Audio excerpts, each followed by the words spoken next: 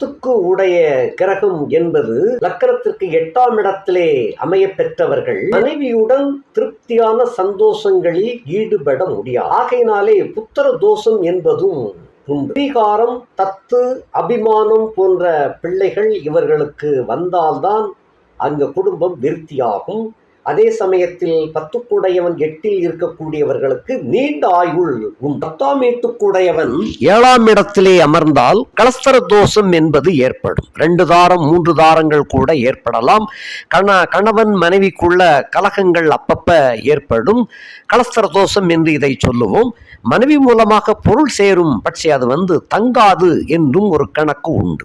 அதே கிரகம் 10க்கு உடைய கிரகம் லக்கணத்திற்கு 6ஆம் இடத்திலே இருந்தால் தந்திர புத்தி நிறைய இருக்கும். பிறர் பொருளை அபகரிக்கக்கூடிய ஒரு குணம் ஏற்பட்டுவிடும். திட திரேகம், தேஜஸ், அந்தஸ்து இவைகள்லாம்